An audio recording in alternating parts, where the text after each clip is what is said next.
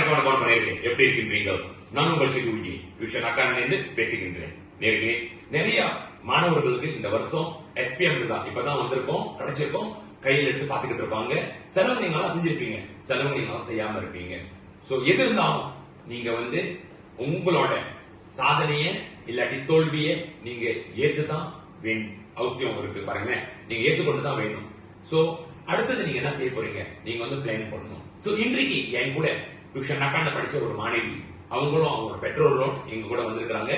இந்த மாணவி அவங்க SPM ரிசல்ட் எடுத்து என்ன தேர்ச்சி பெற்றிருக்கிறாங்கன்னு வாங்க நம்ம நேரடியா கேட்டு அந்த மாணவி கிட்ட தெரிஞ்சுக்குவோம். சரிங்களா?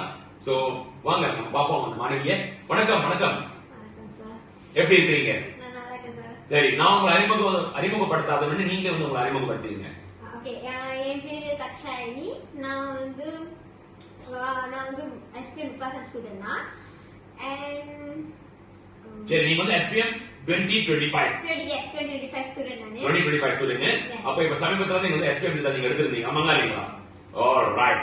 சோ நீங்க அந்த ரிசல்ட் எடுத்தது எப்படி நீங்க பாக்கும்போது ஹாப்பியா இருந்தீங்களா? எஸ். நீங்க எதிர்பார்த்த ரிசல்ட் எதிர்பார்க்காத ரிசல்ட் தான்?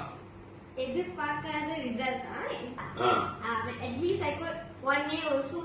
I'm happy. எனக்கு சந்தோஷமா தான் இருக்கு. நெக்ஸ்ட் அழுதேன், ஏன்னா ஃபெயில் இல்லன்னு ஒரு சந்தோஷம் தான் இருக்கு. ஓகே, சோ நீங்க ஃபெயில் இல்ல, நீங்க சந்தோஷப்படுறீங்க நீங்க.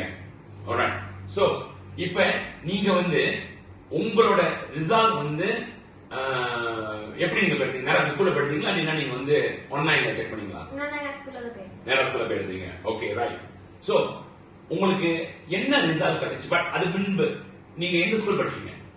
நான் SMK செக்ஷன் 24 ஷாலாம்ல படிச்சேன். ஷாலாம் நீங்க படிச்சீங்க. ஓகே. சோ உங்க ரிசல்ட் என்ன ரிசல்ட் நீங்க எடுத்திருந்தீங்க?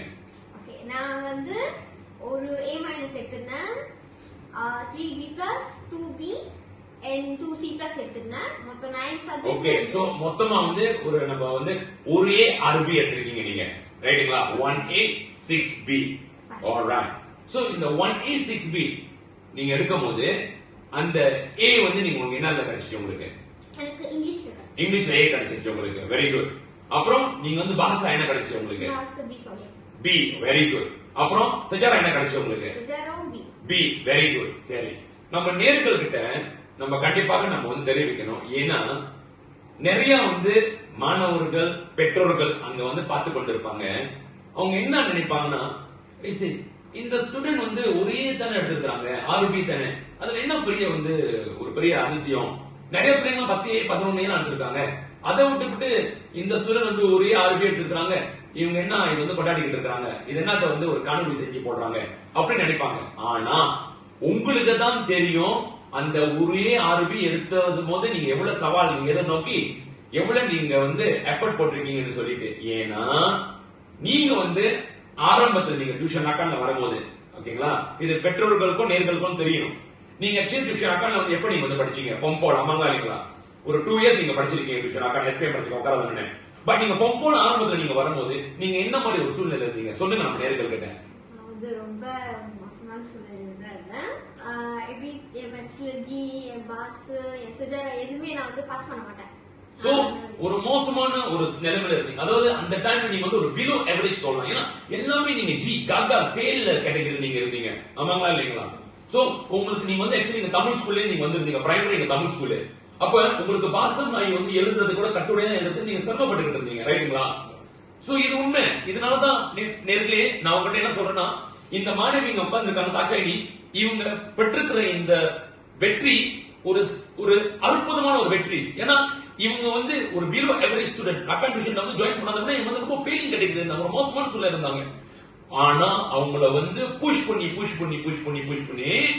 அவங்கள ஒரு மாற்றத்தை பார்த்து இன்றைக்கு ஒரே 6B எடுத்திருக்காங்கன்னா இது நிச்சயமாக ஒரு அற்புதமான ஒரு ரிசல்ட் அப்படிதான் நான் சொல்லுவேன்.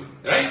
சோ நீங்க ஆக்சுவலி ஒரு நல்ல விஷயம் உங்ககிட்ட எனக்கு பிடிச்சது என்னதுன்னா, நம்ம உங்களை எவ்வளவு புஷ் பண்ணியும் நீங்க ட்ரை பண்ணி நெவர் கிவ் அப். அதே சமயத்துல நீங்க எங்களோட ப்ரோக்ராம் ஜாயின் பண்ணிருக்கீங்க ஒரு லாங் டைம். அதாவது ஒரு கிளாஸ் நீங்க சில ஒரு நாள் நீங்க காலையில இருந்து சாயங்காலம் வரைக்கும் நீங்க உட்கார்ந்து வைப்பீங்க.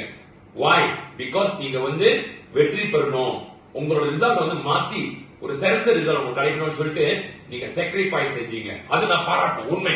இது வந்து நான் கச்சா அணிக்கு நிறைய பார்த்தேன். ஆக்சுவலி ஆரம்பத்துல ரொம்ப சஃபர் பண்ணிட்டு இருந்தாங்க, ரொம்ப ஸ்ட்ரகிள் பண்ணிட்டு இருந்தாங்க. நான் சொல்றதோட மேபி அவங்க கிட்டே நம்ம நேரடியா கேட்கலாம். ஏன்னா அவங்க தான் சொல்லுவாங்க அவங்க ஆரம்பத்துல என்ன சூழ்நிலை இருந்தாங்க, எப்படி அவங்க வந்து புஷ் பண்ணி இன்றைக்கு இந்த நிலைமையில வந்திருக்காங்கன்னு சொல்லிட்டு. சொல்லுங்க கச்சா அணி. அப்ப நேர்களுக்கு வந்து தெரியும் உங்களோட ரிசல்ட் வந்து ஒரே ஆரோக்கியம் வந்து ஒரு சாதாரணமான ஒரு ரிசல்ட் கிடையாது. பிகாஸ் நீங்க வந்து ஒரு ஒரு எப்படி சொல்றது, சில பிள்ளைங்க இருக்காங்க வெரி இன்டெலிஜென்ட். அவங்க நம்ம கொஞ்சம் வந்து நம்ம புஷ் பண்ணாலே, கொஞ்சம் ஃபைன் டியூன் பண்ணாலே அவங்க வந்து 10 11 எடுத்துருவாங்க. அதெல்லாம் வந்து வேற கதை. அதெல்லாம் வந்து அவங்களாம் வந்து ரொம்ப பிரில்லியன்டான ஸ்டூடெண்ட். பட் நீங்க அந்த கேட்டகரியில இல்ல. ஆனா நீங்க வந்து அங்க நம்ம நேர்களுக்கு நீங்க என்ன தெரிவிக்கிறீங்கன்னா, நீங்க ஒரு ஃபெயிலான கேட்டகரியில நீங்க இருந்தா கூட முயற்சியோட நீங்க வந்து வெற்றி நீங்க வந்து அடையலாம் அப்படின்னு சொல்லிட்டு நீங்க தெரிவிக்கிறீங்க. அதுதான் அற்புதம். ஏன்னா உங்களால முடியும் அப்படின்னு சொல்லிட்டு நீங்க வந்து ப்ரூவ் பண்ணிருக்கீங்க. சோ சொல்லுங்க, ஆரம்பத்துல எப்படி இருந்தீங்க, என்ன மாதிரி சவால் நீங்க எதிர்நோக்குனீங்க, எப்படி நீங்க இந்த ரிசல்ட் எடுக்கிறதுக்கு நீங்க பாடுபட்டிருக்கீங்க? ஆரம்பத்துல நானும் வந்து ரொம்ப விளையாட்டுத்தனமா தான் இருப்பேன். நான் வந்து புக்கு திறந்தேன்னா வந்து நான் ஒழுங்கா படிக்க மாட்டேன். எனக்கு தெரியும் நான் வந்து புக்கு திறந்தேன்னா வந்து பக்கத்துல போன் இருந்துச்சுன்னா நான் போன் பார்ப்பேன். இல்ல ஒரு சமயம் நானும் வந்து சாட்ஜிபிடி இந்த இன்டர்நெட்ல எல்லாம் பார்த்து கூட வந்து செஞ்சிருக்கேன் பாடலாம். சோ வந்து ராக்கன்ல சேர்ந்ததுக்கு அப்புறம் வந்து I started to push myself also. ஏன்னா வந்து SPMலாம் வரப்போகுது, ட்ரையல் இதெல்லாம் வரப்போகுதுனாலே வந்து ஒரு பயம் இருக்கும். அப்பயும் கொஞ்சம் லைட்டா விளையாட்டுத்தனம் இருந்துச்சு. பட் ஸ்டில் ஒரு ஃபார்ம் 5 வந்தாலே வந்து அந்த விளையாட்டுத்தனம் இல்லதான். ஏன்னா வந்து டீச்சர்ஸ் பேரண்ட்ஸ் எல்லாம் வந்து ஸ்டார்டட் டு புஷ் மீ. இவங்கெல்லாம் புஷ் பண்ணலைன்னா நீ நான் எடுத்திருக்க ரிசல்ட் நீ எடுத்திருக்க மாட்டேன் நான் நம்புறேன். ஆக்சுவலி உண்மையிலே சொல்ல போனாங்க ஒவ்வொரு கிளாஸும் நான் போகும்போதும் சரி, ஏன்னா நான் கச்சா எங்களுக்கு மேத்ஸ் கத்துக்கிட்டு இருந்தேன், செகுரானியும் சரி, நம்ம எல்லாமே கிளாஸ்ல போகும்போது பிள்ளைங்களுக்கு வந்து நாங்க வந்து மோட்டிவேஷன் கொடுத்துக்கிட்டே இருப்போம். அவங்க எதிர்க்காம எப்படி அவங்க வந்து என்ன செய்யணும், எது வந்து அவங்க வந்து முக்கியத்துவம் கொடுக்கணும் வாழ்க்கைக்கு, இதெல்லாம் நாங்க வலியுறுத்தி சொல்லுவோம். சோ நம்ம அதை சொல்ல சொல்ல சொல்ல சொல்ல அது கொஞ்சம் கொஞ்சமா அவங்க மைண்ட்ல போயிட்டு அது செட் ஆகும் பாருங்க. அதுதான் வந்து அவங்க வந்து புஷ் பண்ணி இருக்குது. அதே சமயத்துல நாங்க வந்து ஒரு டிசிப்ளினான என்வாயன்மெண்ட் நாங்க இங்க உருவாக்கி இருக்கோம்.